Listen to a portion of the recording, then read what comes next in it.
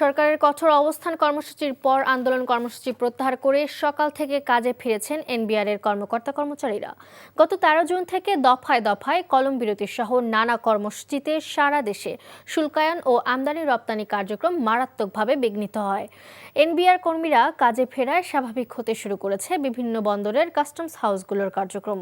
চট্টগ্রাম বন্দরে কার্যক্রম সম্পর্কে জানাতে সেখান থেকে সরাসরি যুক্ত হচ্ছেন সহকর্মী আরিজ আহমেদ।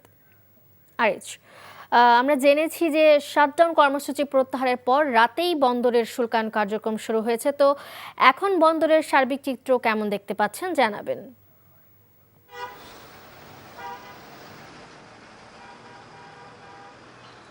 মালিহা, আপনি দেখছেন আমি চট্টগ্রাম বন্দরের ৪ নম্বর মূল গেট, এটি এখানে অপেক্ষা করছি এবং এখানে সকাল থেকে আসলে আমদানি রপ্তানির যে কন্টেনারবাহী ট্রেলারগুলো সেগুলো আসা যাওয়া শুরু হয়েছে এবং কাজ চলছে। আপনি যেটা বলছেন যে সন্ধ্যার পর থেকে আসলে বিভিন্ন যে ১৯টি কন্টেনার ডিপো আছে সেখানেও কাজ শুরু হয়েছে এবং আমরা সকাল থেকে যেটা দেখেছি চট্টগ্রাম কাস্টমস হাউসে কর্মকর্তা-কর্মচারীরা কাজ শুরু করেছেন। এছাড়া চট্টগ্রাম বন্দরের আশেপাশে যে প্রায় ১৯টি বেসরকারি ইনল্যান্ড কন্টেনার ডিপো আছে সেখানে প্রায় ১৪,০০০ রপ্তানিবাহী কন্টেনারের স্তূপ জমেছে। এছাড়া গত ২ দিনের সর্বোচ্চ ক্ষতি হয়েছে দেশের এবং আমদানি রপ্তানির প্রায় ৪,০০০ কন্টেনার আসলে জাহাজীকরণ করতে পারেনি এবং সেই সব জাহাজগুলো কলম্বো এবং সিঙ্গাপুর হয়ে ইউরোপ এবং আমেরিকায় যাওয়ার কথা ছিল এবং সেই ক্ষেত্রে দেশের যে পোশাক শিল্প তারা ব্যাপক ক্ষতির সম্মুখীন হয়েছে এবং যেই রপ্তানি পণ্য কন্টেনারগুলো চট্টগ্রাম বন্দরে স্তূপ বেড়েছে বা ১৯টি ডিপোতে এই পর্যন্ত স্তূপ আকারে আছে, সেই সব রপ্তানি পণ্য যথাসময়ে আবার নির্দিষ্ট গন্তব্যে পৌঁছাতে পারবে কিনা সেটিও এখন সন্দেহে আছে, কারণ যেই সব জাহাজগুলো আসলে মাদার ভেসেলে ধরার কথা ছিল সেগুলো আসলে যথাসময়ে চলে গেছে। এছাড়া চট্টগ্রাম বন্দরে প্রায় ৪১,০০০ কন্টেনার এই মুহূর্তে স্তূপ আছে। মালিহা, এই ছিল এখানকার সর্বশেষ। ধন্যবাদ। জানছিলাম চট্টগ্রাম বন্দর কার্যক্রমের খবর। বান্ডেল থাকলে প্রতি সেনমানিতে টাকা বাঁচবে। বিকাশ সেনমানি বান্ডেল কিনে জিতুন প্রতি লেনদেনে। দর্শক, এই মুহূর্তে রাজধানীর আগারগাঁওয়ের রাজস্ব ভবন থেকে আমাদের সাথে সরাসরি যুক্ত হচ্ছেন স্টাফ করেসপন্ডেন্ট আরাফাত ইসলাম। আরাফাত, রাজস্ব ভবনের কর্মীরা তো কাজে ফিরেছেন, তো দীর্ঘদিনের কর্মবিরতির ক্ষতি পুষিয়ে নেওয়ার ব্যাপারে কি বলছেন কর্মকর্তারা, জানাবেন।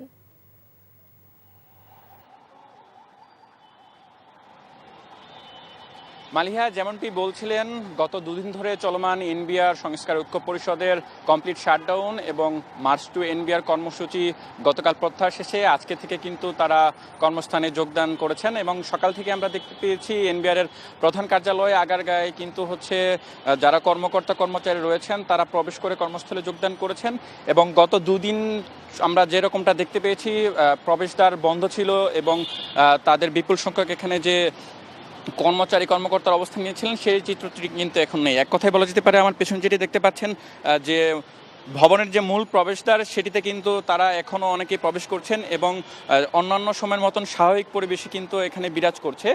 যদিও নিরাপত্তার সাথে আমরা দেখতে পেয়েছি যে ভেতরে বেশ কয়েক সংখ্যক পুলিশ সদস্য এবং আইন শৃঙ্খলার দায়িত্বে যারা নিয়োজিত আছেন তারা স্বাভাবিক সময়ের মতন এখানে নিয়োজিত রয়েছেন এবং কর্মকর্তা-কর্মচারীরা যেমনটা বলছিলেন, গত দুদিনে তাদের কমপ্লিট শাটডাউনের কারণে যে পরিমাণ রাজস্ব আয় ব্যাহত হয়েছে বা আমদানি রপ্তানির ক্ষেত্রে যে ব্যাঘাত ঘটেছে তারা আগামী কয়েকদিন তাদের কর্মযোগের মধ্য দিয়ে সেই ক্ষতি পুষিয়ে নেবেন।